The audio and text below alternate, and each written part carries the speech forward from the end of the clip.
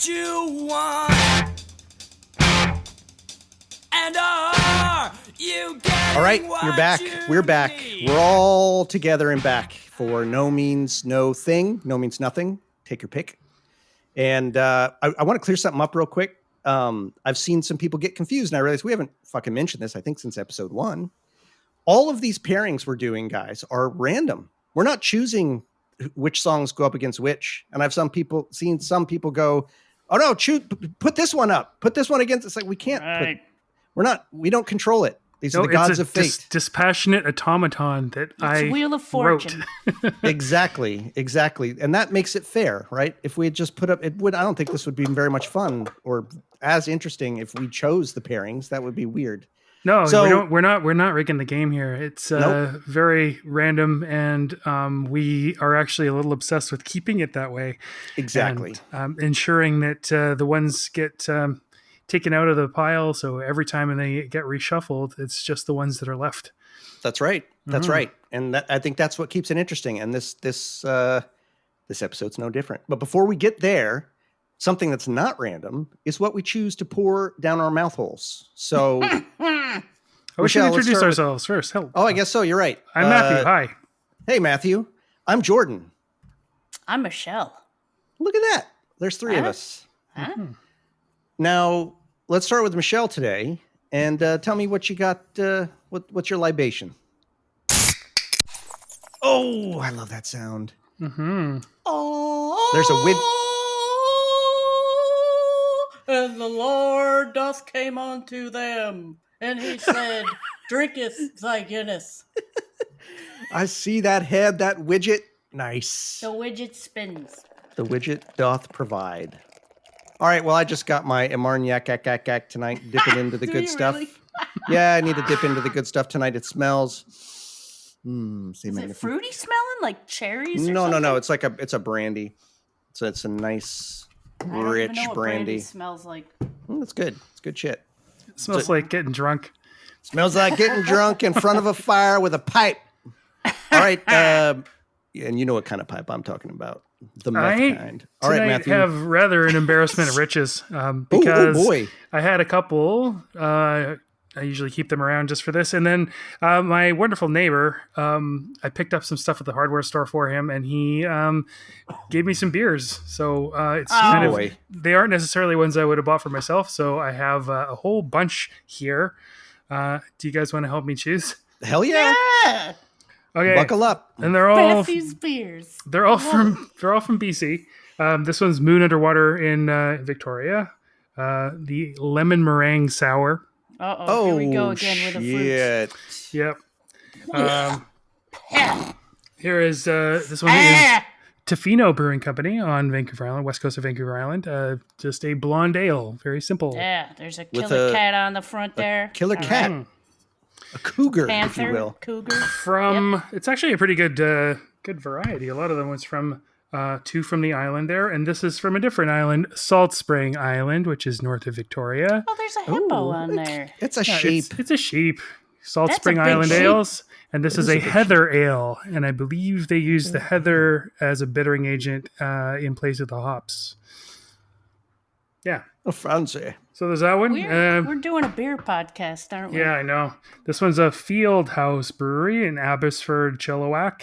The Grove Pale Ale with lemon, lime, and grapefruit from Steel. Oh, another fruity. Wait, is that the same brand as the first one? The labels are so. They're like, very on- similar, yeah. I guess Yeah. that's Must just be a. an IPA, isn't it? The No. fruity one. It's just a can't do pale fr- ale. Yeah, You not can't an do India fruity pale ale. IPAs. I've never seen a fruity IPA. And then What are you actual fruity. talking This is about? probably the Hazy least IPAs. fruity, despite the fact that it's actually made from fruit. Is a dry cider from Nomad in Nomad. Summerland, I like, BC. I That's like a good that looking label, man. Yeah, That's That's my choice. Are we judging the book by its cover? Hell yeah! I don't know what they taste like. I don't know. I kind of like the one with the cougar on it. Yeah, that's not bad. I don't know, Matthew. Which one do you want? Well, He doesn't get to decide. That's the whole point of this. This is not he his choice. does. He's not God gonna damn it. listen to us. He's just trying to get attention. in case it was the cider, I did actually bring myself a glass full of ice. So it's kind of warm in here. So it's the cider because it's the cider because he's Have the prepared with cider. ice. Yeah. Cider's good. I'm gonna have a cider next time. Alrighty. Cider it is. I like that Do you label. know who has a cider company here where I live? Is what's his toots from Primus? Oh, really? The Claypool? drummer- No. Oh no, the- Larry the- Lalonde? No, that's the drummer. guitarist. The fuck? Herb. Herb Alexander. Tim Alexander. Tim Yeah. Herb Alexander. Herb yeah. Cider. He has Herb a cider company here. That's sweet. Yep. Nice. I hope this cider isn't sweet.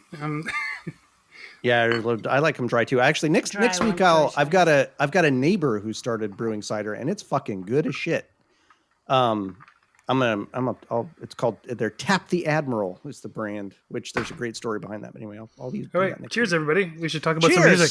Let's talk about music and you at home crack open what you got and let's gab about some music. That's a good Some cider. Otherwise. Oh, good. Excellent choice then. All right, everybody. I think we're all ready. We're going to get progressively liquored up. And let's talk about our first pairing. As I mentioned, random gods have chosen for us So Low from All Roads Lead to Ausfart, 2006, versus also on the same fucking album, Heaven is the Dust Beneath My Shoes. All Roads Lead to Ausfart, 2006. So kind of weird. Again, it's happened a few times to us where we've had songs from the same album show up. These aren't right next to each other, at least, like we've had before, but a little bit weird. So let's I guess dive right into it. Matthew, you are up at plate first.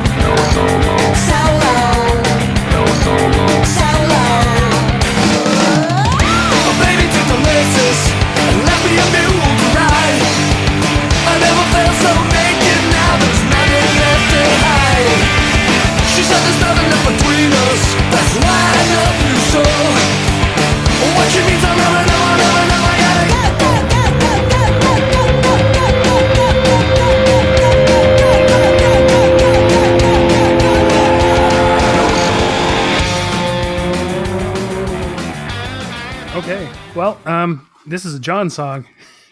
John's getting his John out. It's basically a blues song. I don't know whether it's just them. I mean, it's three bar blues, just very, very fast and very, very catchy. It's kind of Hanson-y to me. And amazingly, they managed to get a cameo from Stephen Hawking somehow. I mean, how'd they get that part? That's hilarious. That's because Michelle's given us the face. Stephen Hawking talks through a vocoder, like through a electronic voice, and so the machine solo sounds like Stephen Hawking kind of. Oh, We have to explain the nerd joke. There's not a lot to say about the song, in my opinion. Yeah. I think it's kind of a palate cleanser between Ashes and Faith on the album. It's just a simple, straight ahead. Maybe it is a little bit of a poking fun at how silly and simplistic blues songs can be. how dare you! No, they're simple. It doesn't necessarily mean bad. I mean, it's just like sometimes a tasty lager without all the fruit and crap in it is much nicer than anything complicated. So perhaps it is the simple lager off this album. But yeah, my baby took the Lexus and left me a mule to ride. I mean, that's just them having fun, I reckon. And I've lost my happy ho. Wait a minute, there it is. Exactly. Pretty great. There's some female vocals on here. It's the same vocalist I checked, Robin Kerrigan, as a bunch of other songs off of. How'd you find that out? I read the liner notes. Liner notes. Shit, I usually do too. I guess I didn't have them memorized like you do. Huh. Yeah, I actually went into the basement and found my CD and discovered I that I do had that. 2 copies on CD of Wrong for some reason, and it's not the re-release. I don't remember why I have You hear that, everybody? He has one that he can sell you. So hit him up. Yeah, that Or re-release don't. had a little bit Or of don't. something else different on there, didn't it? The wrong one. I know we're getting off topic here, but Yeah, it was I the do Mr. have- Wrong. Couple of Mr. Wrong songs got, Right, got sort right, of right. I'm gonna bootstrapped go dig to it. those up and make a little collage on my wall. Now, you've now inspired me. I got to dig up them CD jackets. Even if Anyway, you go find ahead. it at a thrift store, record store, you gotta buy it. You can't leave it there. No, that's Yeah, you can't exactly. be lonely. No. And yeah, so I guess loneliness is sort of what this character in the song is railing against. I'm alone, and the fundamental solo, no solo. I guess he just doesn't want to be alone, so he's sad because his baby left him. The poor little baby. Yeah, they're very straight ahead musically. Yeah, I remember seeing this song and enjoying it, and people thrash around to it. Hasn't got very much contrast, and that's just fine. It's short, it's punchy, and that's about all I got to say about it. Short and punchy, just like the song. Excellent, Matthew. Michelle, you're up. What do you got to say about this this piece? This is a 100% Hanson Brothers song.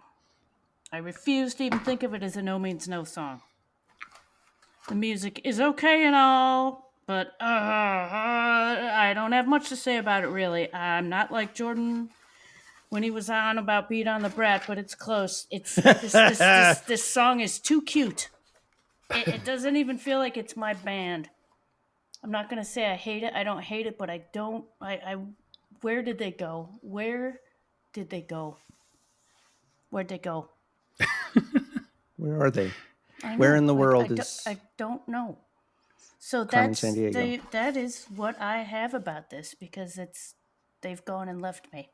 Short and left punchy, you a just mule like to the ride. song. Short And left you a punch mule me. to ride. Yeah, Short and punch me. Oh, I like that So- better. That's much better. Short and punch me, yeah. And All right, so, Michelle riding a mule with solo. Exactly. So yeah, this is going to be a lightning round. I also don't have a ton to say. So first thing I wrote was this feels like I reaching into the cookie jar and pulling out the wrong cookie. It's not a No Means No cookie. This is no, it is a Hanson Brothers cookie, and it's although stale. it's not. Yeah, even for the Hanson Brothers, it's a little bit. I don't know, man. Yeah, I don't love this song. I don't hate it. Let me say this about it. Be a little bit more fair, maybe, than I would have been previously. Listening to it this time, I enjoyed it more than I have in the past. There have been times where being able to talk to nobody, talking to myself, I've dumped all over this song. Just been like, skip it. Who the fuck cares? But you know what? It's funny. It's got some really good tight musicianship. So even these songs, if you really listen to them, where they're super straight ahead. And you're right, Matthew. It's a blues song for sure. Really straightforward structure, no acrobatics. But fucking hell, these guys are tight as shit. Even in these songs where they're just they're I won't want to say a throwaway They don't song. know how not That's to not be. right. I know they're so precise, and to hear them be so precise on a straightforward song, it's a little bit like coitus interruptus. It's all right. It's great, but it doesn't quite. Oh my god! Doesn't quite go all the way. You know what I mean? I do. I felt this time I had the too cute by half little thought of like, oh, the voice. Maybe that was John's like premonition about compressor head or something. I don't know. Getting in a little bit of those robots into his song, but I don't hate the female voice. I think that kind of works. I did like it at the end. The go go go. I think that part's pretty nice, but it's tight as fuck. Let's see what else is on my notes. Tight as fuck. Yeah, it's called So Low. He makes a joke out of that. It's so low, but also solo, right? So that's kind of clever. And there's no solo in it, is there? No, there's a little bit of a is. Tom solo, little bit. All right, so I'm almost talking more about this song that needs to be said. So I'm gonna shut up, and we'll move on to a much longer song. I kind of feel bad for the song now. I kind of do too. I'm hoping there's people out there who are mad about this and who do like it. I just want to hear to tell it. Please, you out there, your listener, our you don't favorite chew people. gum when you listen to No Means No. All right, you just. I don't. guess you're right. Hubba bubba. Yeah, whatever they- hubba yeah. bubba. Oh my god. All right, well let's this one the next bit of meat on this bone's a little juicier. We've got Heaven is the Dust Beneath My Shoes. So Matthew, lead us off. Tell us what you think of this sucker. Shall we leave a little space? Oh, that's right. Thank you. I always Yeah, you forget. didn't Let's last leave a little time either. space to. Yeah, that's okay. I'll figure it out in the editing. Here's a bit of that song for you, everybody. A wise man said that you can't step into the same stream twice. But I find that wet feet soon get caked with sand and grit. That's very unpleasant, especially between the toes. So when I go for a stroll, I stay on the sidewalk. And I always wear a pair of nice, warm boots.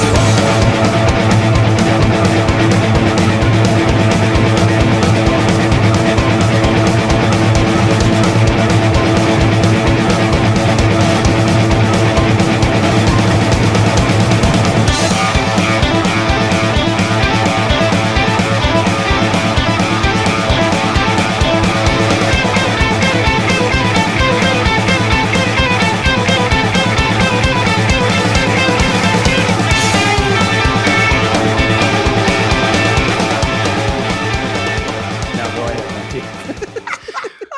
That's got to keep me honest. This is a confusing song for me a little bit. I mean, it's funny, but it is. I don't know. There's. It reminds me a little bit of Mention the Sky or Headless Bourgeoisie. I mean, it's sort of. It feels like it isn't quite sure what it wants to be.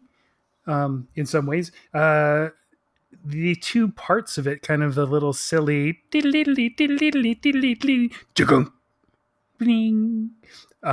with the character in that. I mean, sort of silly, talking about silly things. It kind of reminds me of the lyrics from Every Day I Start to Ooze a little bit, and then the absolutely driving parts, observations about what heaven isn't. I'm not sure about that dichotomy. It'd be interesting to talk to you guys. Maybe this is a more discussion one rather than a monologuing kind of song. But I think it's the odd personalities kind of at odds with the observations about heaven. There are some variations in the chorus. Heaven's in the dust between my toes. Heaven's in the dust beneath my shoes. But it's different from the toes, soles, shoes. Yeah, and it's different from the title. Heaven is versus heaven's in. So I'm not sure what that means there. Heaven's not a palace where God sits upon a throne. It reminds me of Mansion in the Sky, see a Mansion in the Sky that we talked about on a recent episode. But the last little kind of a side bit, he says, wet feet after stepping into a stream, get caked with sand and grit, very unpleasant. That's very unpleasant. Is that the same? The heaven is the dust beneath my toes.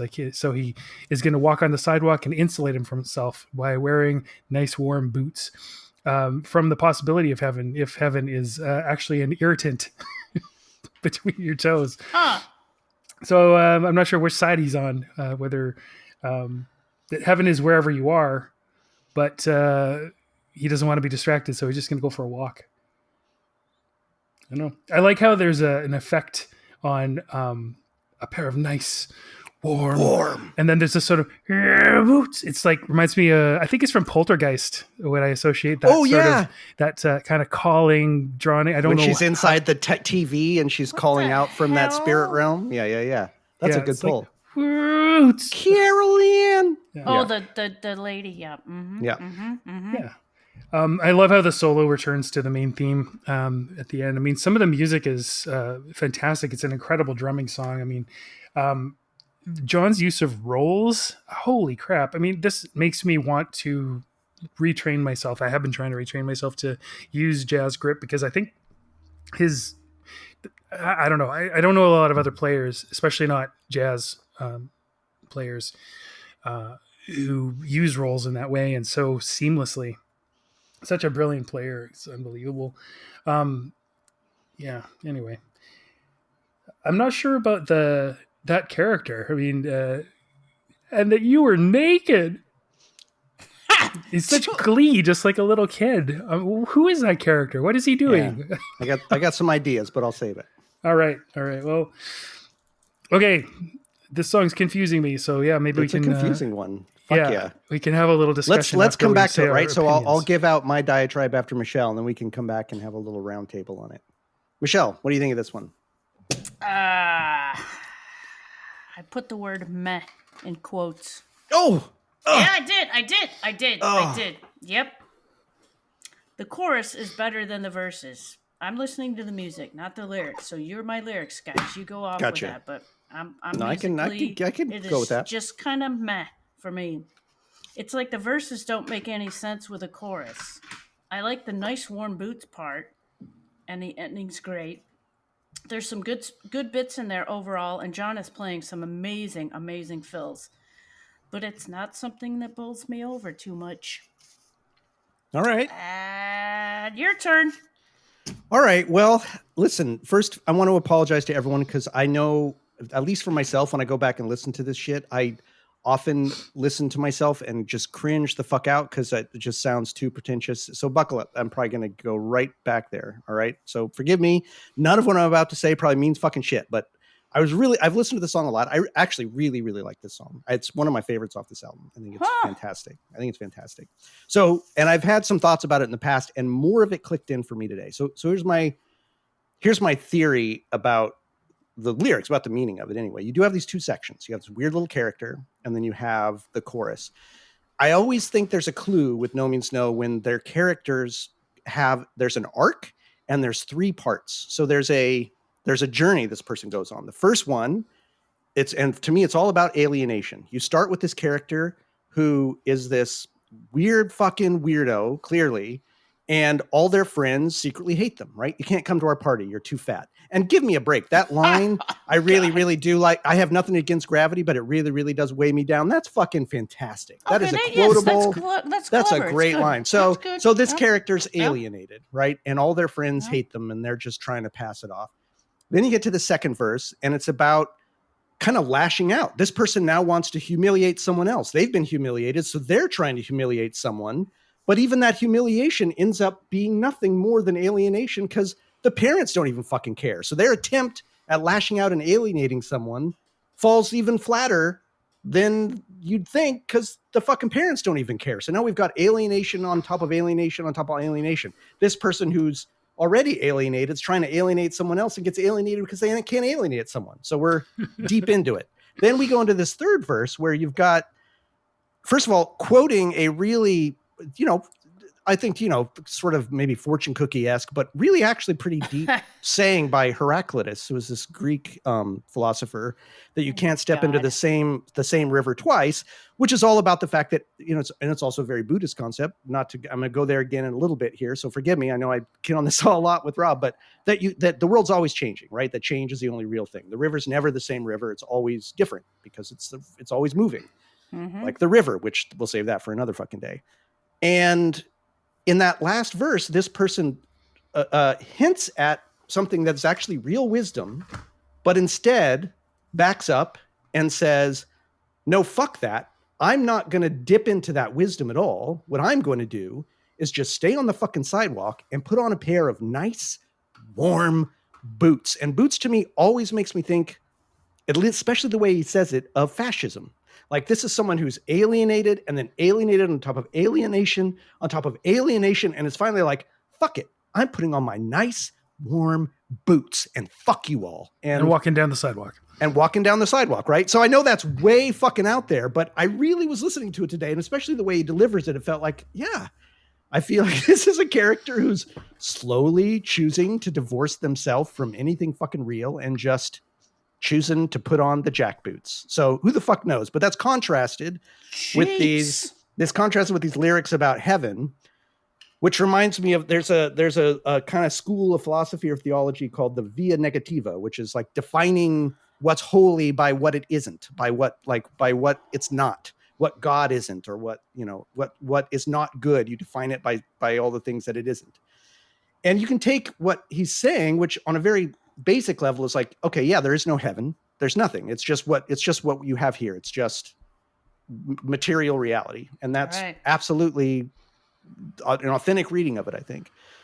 But I think also knowing Rob's interest in Buddhism a little bit and contrasting with the other part of the song, this idea of which is a very Buddhist idea that, the kingdom of heaven, whatever, it's here, it's now, it's in the moment, it's with your feet on the ground, it's your feet on the earth, it's really attending to the present. That's really all you fucking have.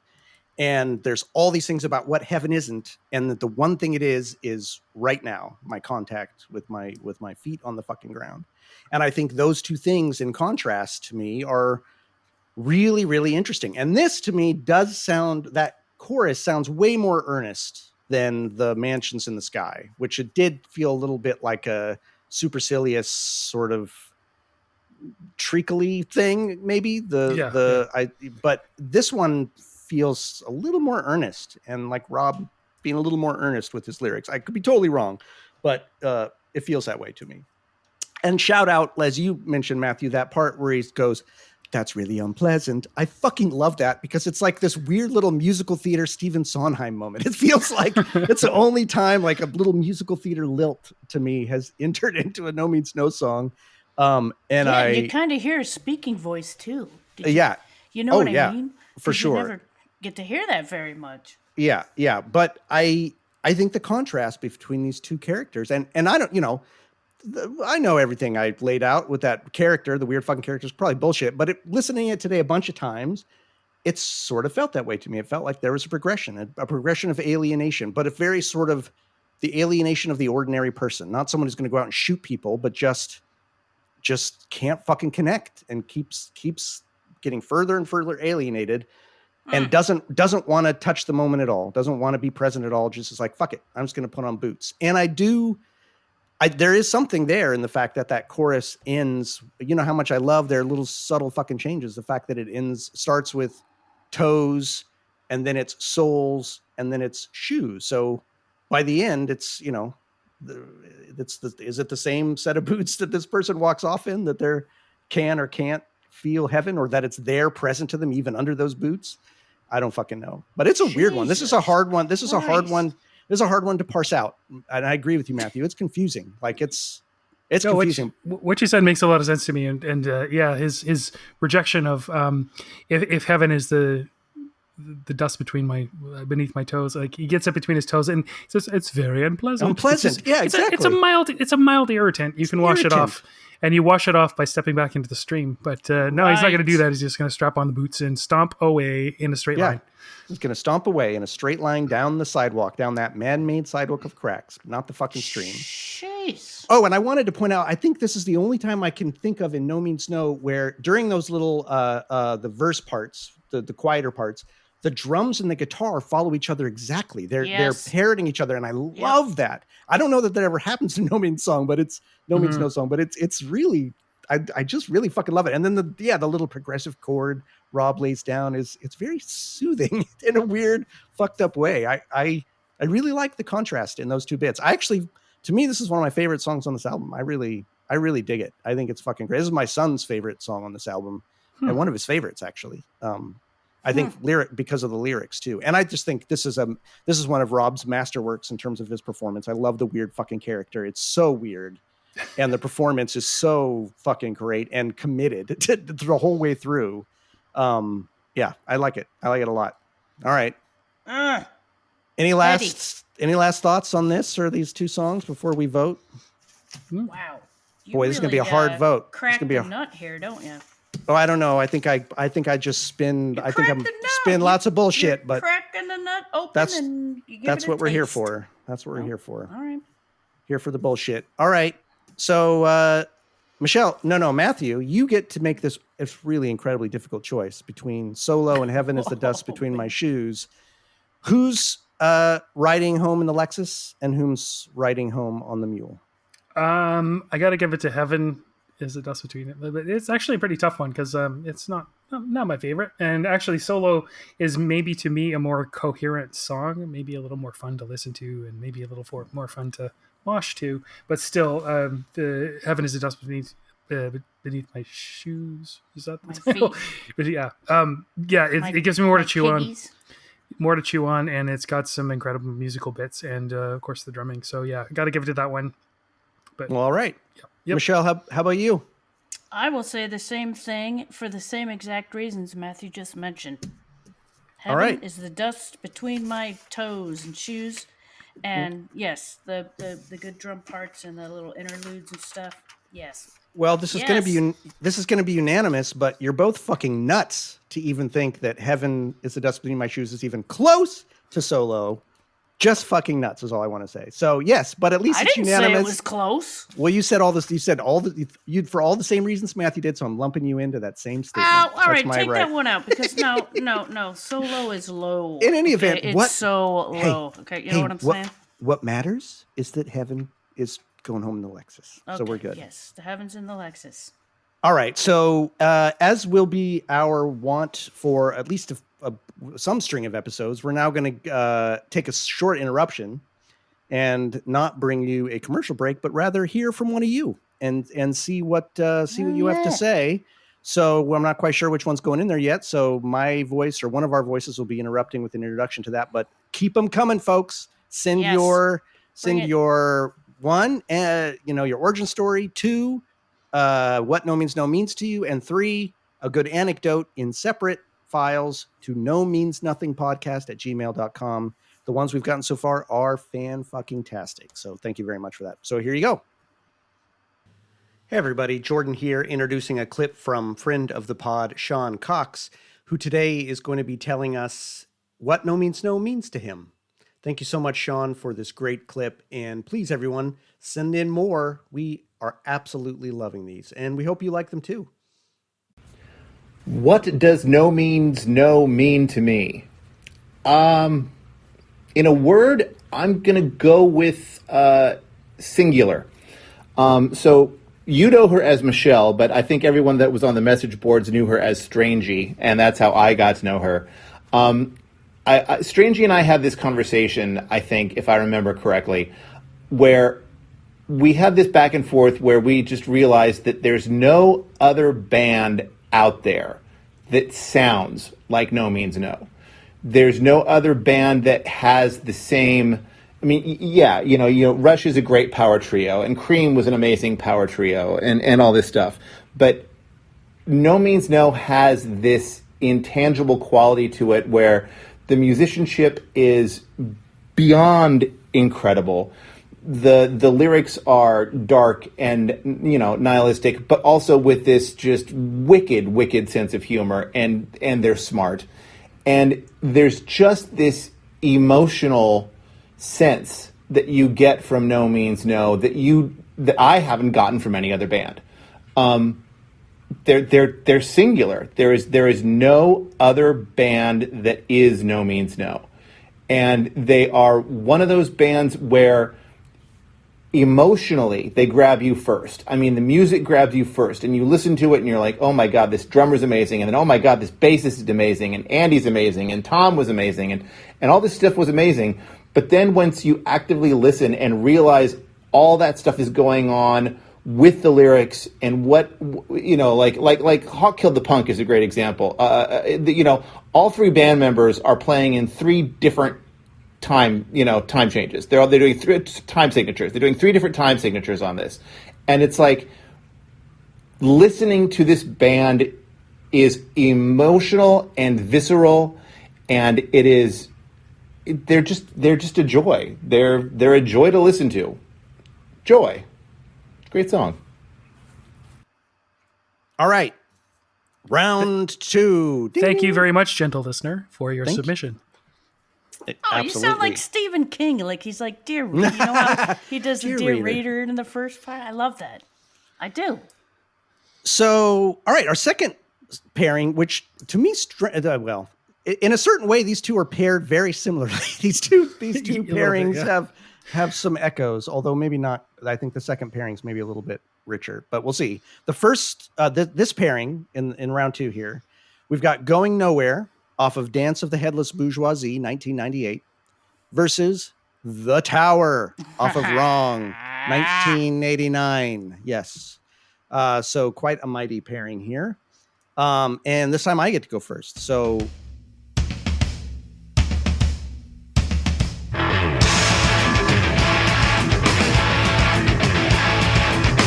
Hey buddy, you know me, I guess you heard my name.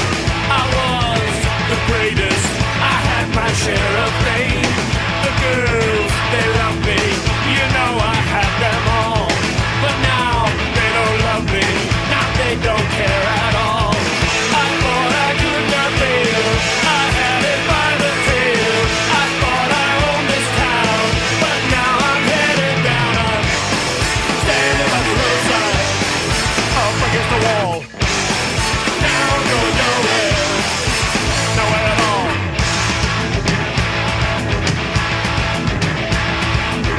I was the strongest, I pushed the world around. I stood the tallest, I turned it upside down. I thought I had it, I thought I knew it all. Why couldn't I see it, the writing on the wall? I wanted everything, I had it on a string. I soared above the ground, but now I'm coming down.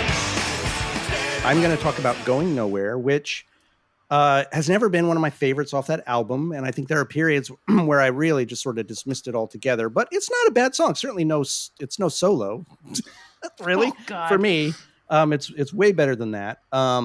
It's not my favorite on this album. But I do think it pairs really well with I'm an Asshole. I think together the two of them paired work well. Maybe I'm an asshole for thinking that, but I don't adore this song, but I certainly don't hate it. And I actually like it more, just kind of did like I did with Solo, listening to it this time. In terms of, I mean, you don't have to, this song does not brook a bunch of analysis. It's not subtle.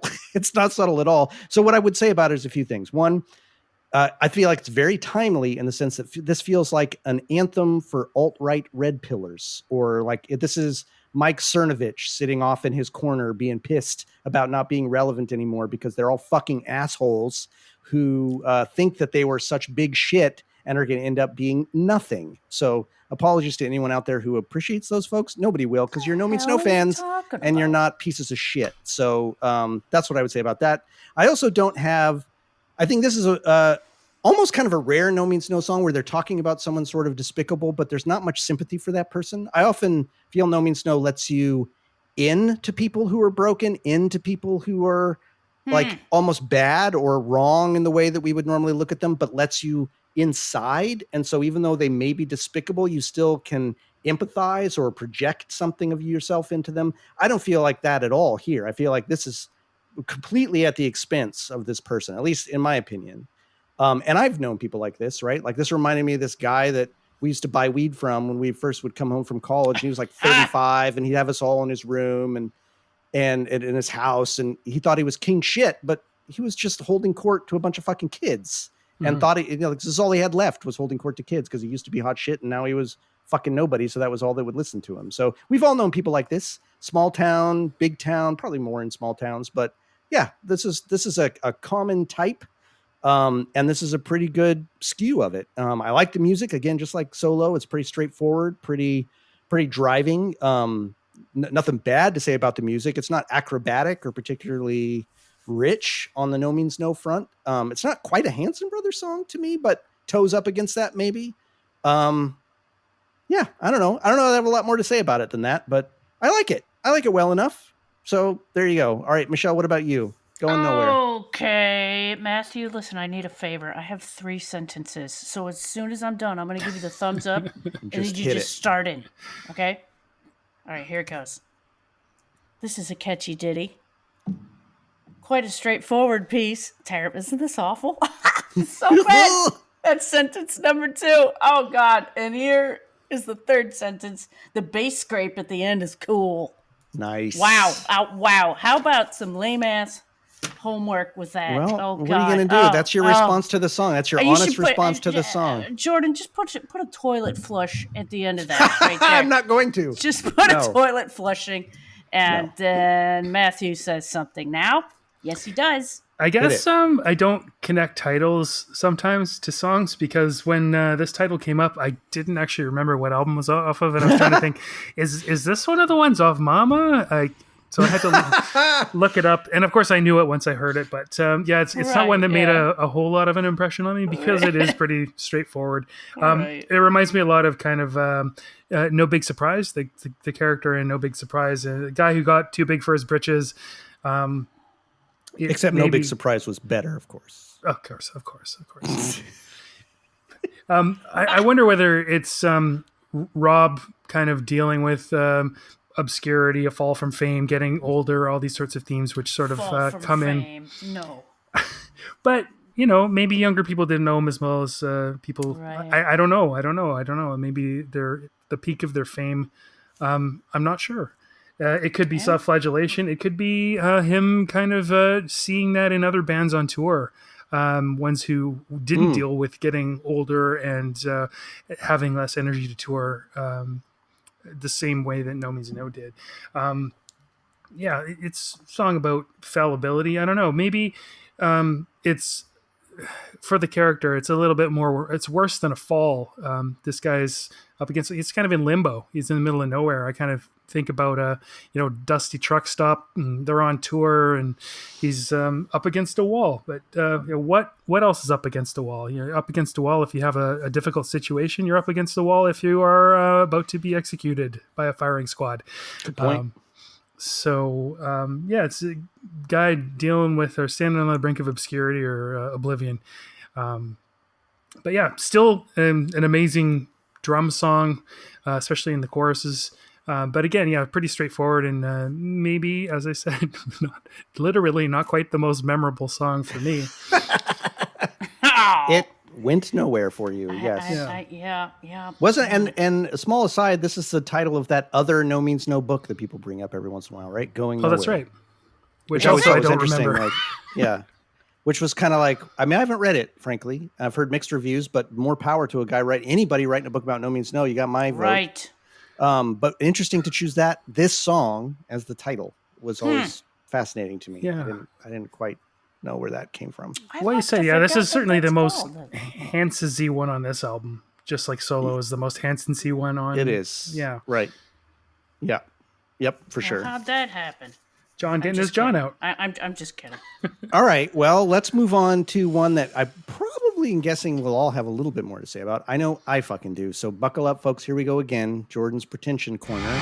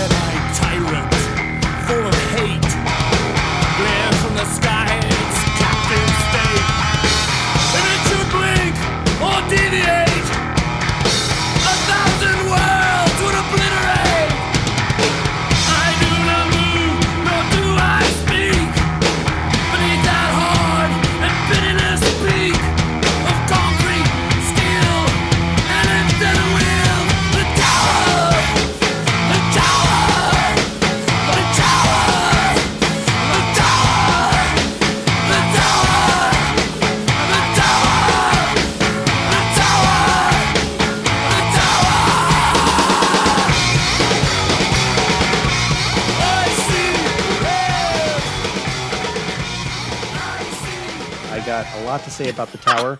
I've had a lot of time to chew on this song. One of my favorite old drawings I did about this fucking tower. I've been obsessed with towers forever, and mostly because of this song, because I fucking love it. It's great.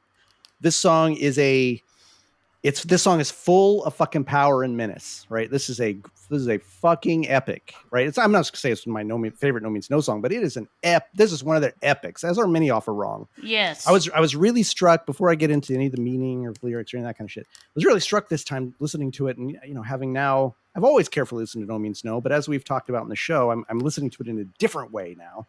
How fucking different is this album from the one that preceded it? And what kind of fucking musical geniuses can make something like The Day Everything Became Isolated and Destroyed and then pivot to Wrong, which is the sound, the tenor, everything is so fucking different, but of course similar in its nature. But it's fucking crazy to me. I just don't understand how you reinvent yourself while not reinventing yourself. It's just brilliant. It's fucking amazing. And the one-two punch of coming off of its catching up into this. It's funny. Oh, holy shit. It's funny. It's like it's the curse of the CD, I guess. But it's this.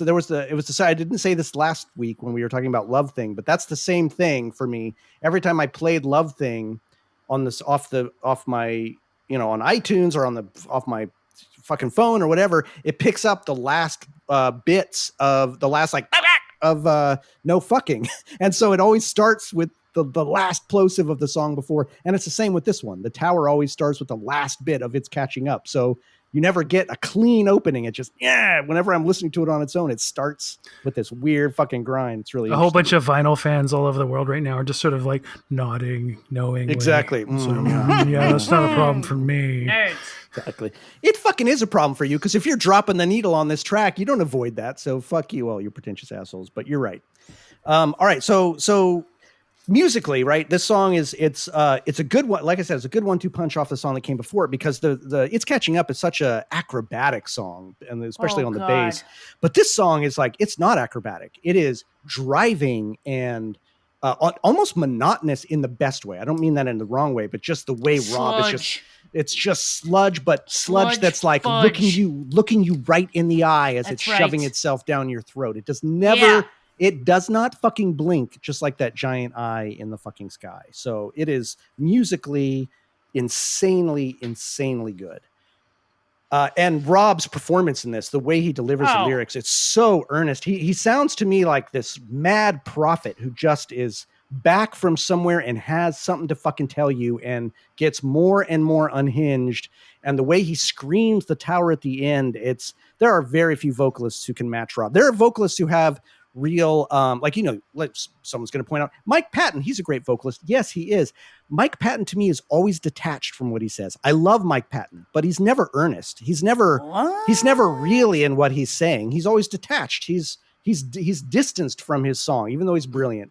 But fucking Rob is in what he's saying fully. He is fucking in it, fully inhabiting every growl, every scream, every time he gets low, and every time he fucking yells. And it's unmatched to me. I'm sure there are other vocalists who you could compare him to, but I don't know what the fuck they are. And I just love everything about it. So lyrically, digging into this a little bit, I will try not to get too whacked out on this. So my opinion is, I think it's got to be true that at least part of the inspiration of this is the tarot card, the tower. So the tarot card of the tower shows, many of the versions, a giant fucking tower being struck by lightning, underneath a big giant eye with burning people jumping out of the building. So there's your opening line about, I see a tower against the sky, a burning building, man leaps to his death. And then a woman holding flowers. That's also an image from the tarot. Woman holding flowers, and that's the strength card. And what the tower card means in symbolism is really interesting. It means chaos, destruction, and release. It means the how you build up your hopes and dreams into this tower, and then from a bolt from the blue, something can come in and just fucking tear it all down at its foundations and send you reeling, which can either be a positive thing or a negative thing, which to me is very much in the spirit of this song. So clearly the entire song is not just about the tarot, but fuck me if that's not absolutely intentional. And I don't really want to know if it's not, but it's so one-to-one that even if Rob just looked at the tarot card and said, "Oh, what does this mean?" Fucking looked it up in a book. That's as far as it needs to go. The deck. I don't know, but in any event, it's clearly tarot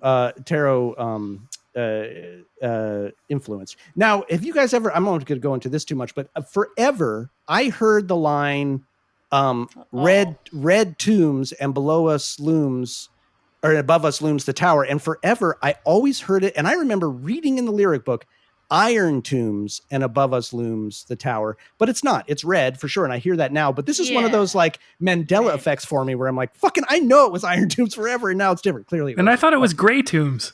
So there you go. What the fuck are you going to do? So you've got, They're and just tombs. And of course, our nerdier friends out in the audience can't have helped but felt a little bit that this has got to be Barad-dûr sitting up there with Sauron on the top, right? Big old red eye at the top of the tower, but that's a little too on the nose. But you can't help it. I know, nerd speak, but come on, big giant red eye at the top of a fucking tower. No, it's Lord of the Rings. Fuck off. Yes, Dungeons and Dragons, pretty much. Oh God.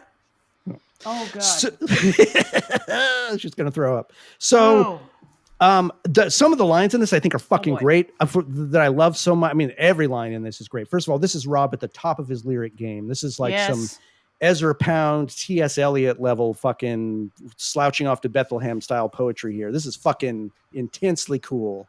And uh, of concrete, steel, and antenna wheels. I don't know why, but that image of antenna wheels on the tower has just fucking stuck with me forever. And I don't know why, but that's a gorgeous, specific, weird fucking way. And, you know, antenna wheels, like, or that's something you think of when you look over at a cityscape, when you just see the mountain of roofs. And in the old days, people had all those antenna wheels on their roofs to watch fucking TV. So it probably comes from that, and just the idea that the oppressiveness of all that. I don't fucking know, but it's a great fucking image. I absolutely love it.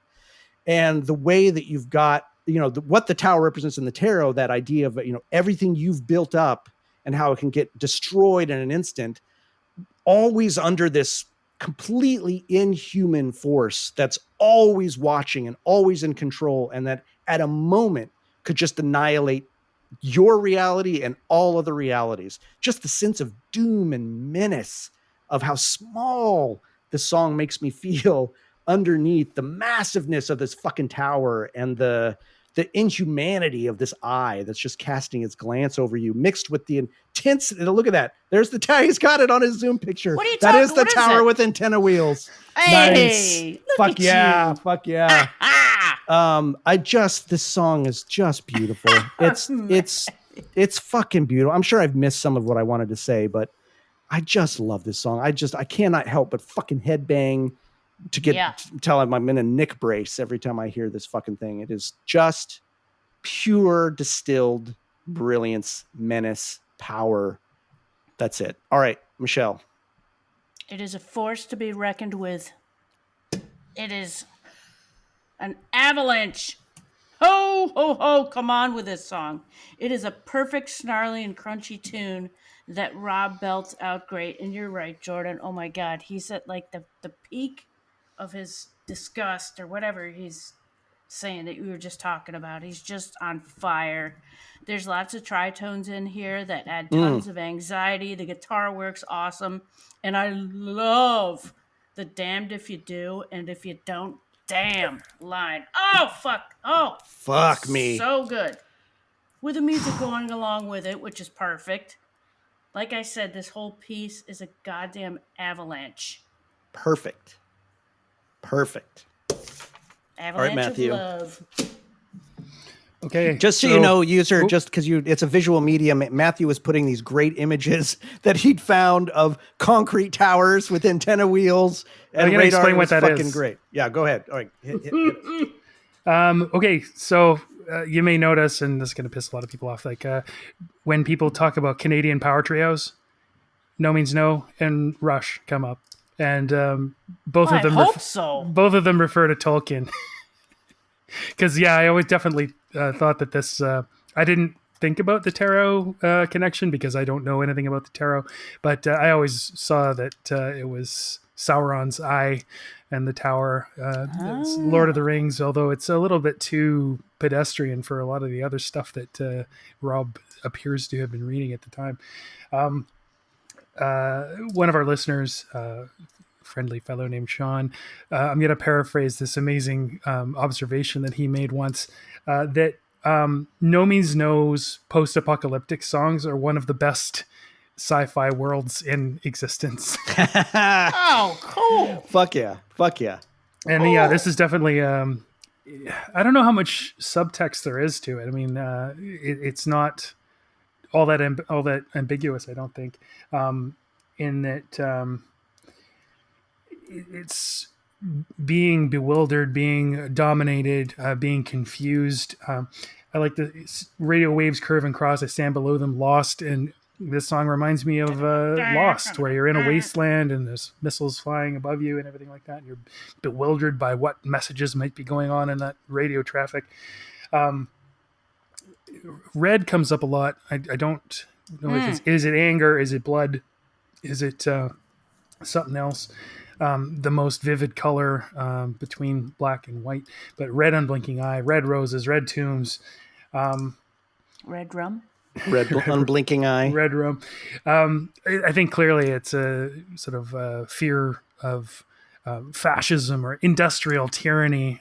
This tower looking up there. And when I never really thought about what an antenna wheel is. And I think in the back of my brain, I thought that, is it the type of spoked wheels that you have on a Cadillac? No. No, it I was know. the things they used to put on the top of your house to like catch TV signals, right? Totally, You'd see and all those the different big shapes. drum-like Those things on weren't transmission towers. Round. Those weren't round. There Those were certainly like, round ones. they Absolutely. looked like clothes hangers. No, when there you were hang certainly your round clothes ones. out. There was, were 100% sort of there more were round cloverleaf type ones, but I think in this case it's the big drum types on the big towers. But I'm going to talk about that in a second. Anyway, in my adolescent mind, I thought it was maybe a reference to fancy cars and sort of an anti-capitalist kind of Nice. thing. I thought it was interesting. Everything I would forget beneath the tower. So I would forget. I mean, it's a point in the future, looking back to another point in the future. That's kind of interesting. You would forget it. You haven't forgotten it yet. And then the others is like an old timey meaning of I would have another beer. It's a wish or even a regret sometimes. Everything I would forget, everything I want to forget. Right. So I'm kind of, it's a lot of thought thinking about that. I love the bass and guitar dialogue in this song. The drums, My God. it's funny. You described them as an avalanche. I said, yes, like boulders falling off a mountain, which is an avalanche. It really, Yeah. it's just so Such tight. incredible snarly guitar. One thing I don't think I'd I noticed feel before. like I'm at church. I feel like I'm at church, and the church is called the Tower, and I'm just like, amen, amen. Where he says, I see red, Rob's voice goes down and somebody else's voice is going up. Yeah. Which is so cool. Yeah, it's so good. I think it's Andy, but I can't tell, but it's so fucking good. Yeah.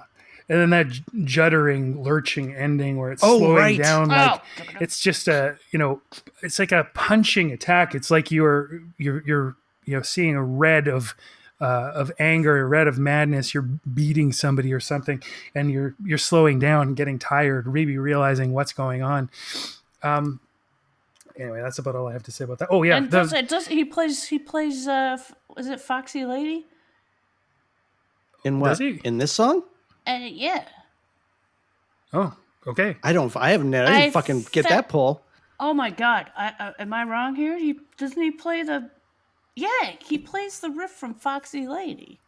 Oh wow. I don't know what that. I can't think of the riff. Does he? Huh. Oh no! Wait, have to that's listen Purple to- Haze. That's fuck. Holy shit! It's Purple Haze. It's not Foxy Lady. But still, I'll have to listen for that. I did not hear that. It's Purple Haze. It's not Foxy Lady. Shit. Well, I'll have to listen for that next time. Fuck. Jordan, you were talking about his vocal performance, and I think this is maybe during or slightly after his battle with vocal nodules, and I think this is where he won. Or at least he's just like, okay, fuck you guys. His Fuck victory you, vocal over it, right? Yeah, Exactly. Fuck you, I had vocal that same nodules. thought. I had that I'm just same doing it thought. anyway. I'm Yeah. going to layer callus on top of you bastards. Do you think this was before he had No, the it was after operation that. or after? I think that was during. That's why Andy sang so much on the previous album, because he was Right. getting the surgery and didn't have his voice. And this is, I think, was his full-throated return to like, fuck that, I'm back, bitches. Oh So- my God! He just stuck a cheese grater down there. How do you do that? Like, how can you sing like that after You that sing kind of like that surgery? by being earnest and having passion coming out your fucking Right. asshole. That's right. That's right. You can't fake that shit. No way, man. And lots of No tea. way. Lots of TV.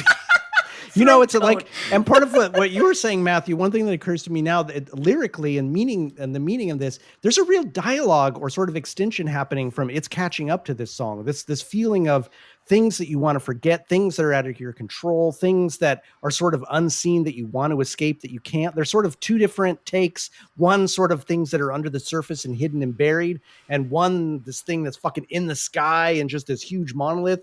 They're sort of opposite poles of the same feeling, these overwhelming things that are gonna fucking take you down, but one is huge and powerful and one is dark and creeping and skittering under your feet. But there are these interesting poles that kind of come at each other, but with the same sort of underlying. They're dust under your shoes. Yeah. There you So go. let me give you my theory on maybe where the inspiration came from. That image that I put behind myself there is actually a place in Victoria. It's in Summit Park. It is Get the fuck. brutalist, like concrete transmission radio, maybe microwave tower.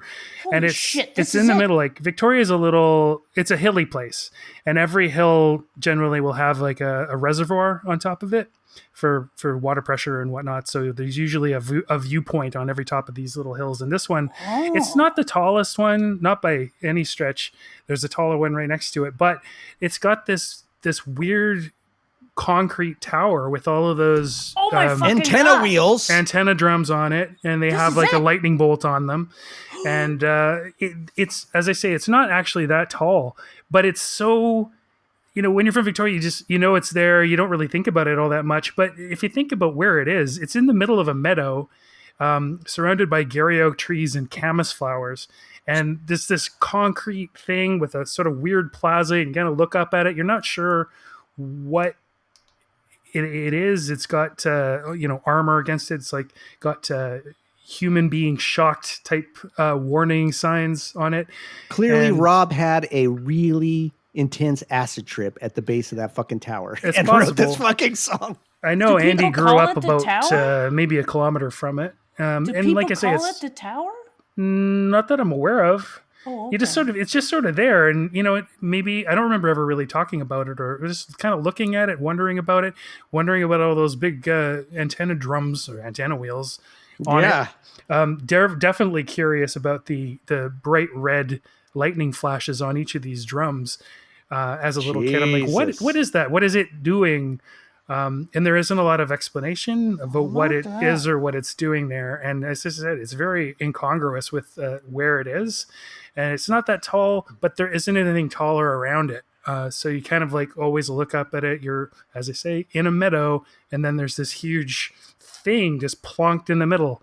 So I kind of wonder whether there's any connection to that thing. Small aside, listener, I'm going to guarantee that when this episode is released, we're going to take those images that we're talking about, and they'll be on our Facebook page, they'll be on our Instagram, and they'll be on our Twitter.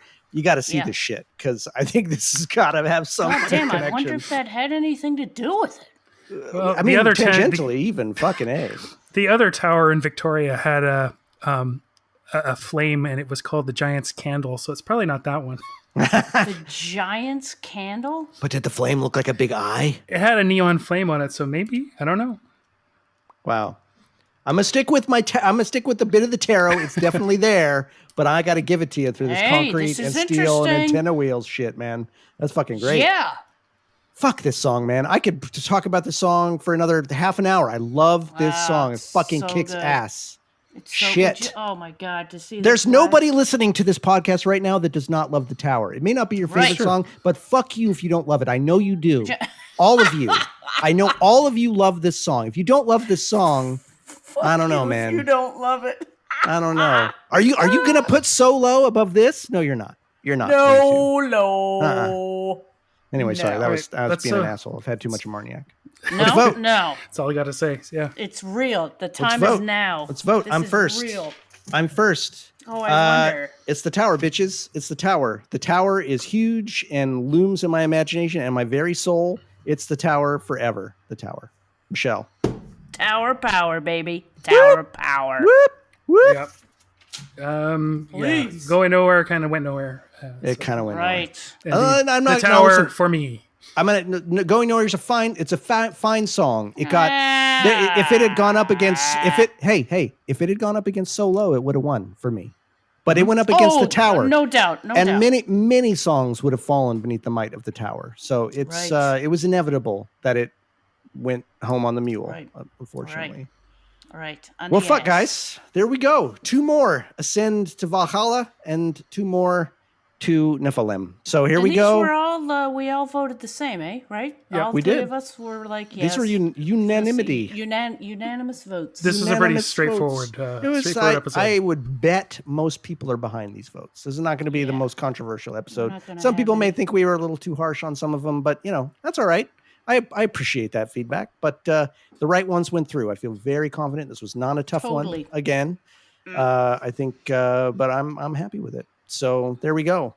All right, guys. So this week we do not have a Andy's correction corner. We'll see when the next one comes. You'll just have to stay on the edge of your seat, the seat of your pants, to see when one of those pops up again.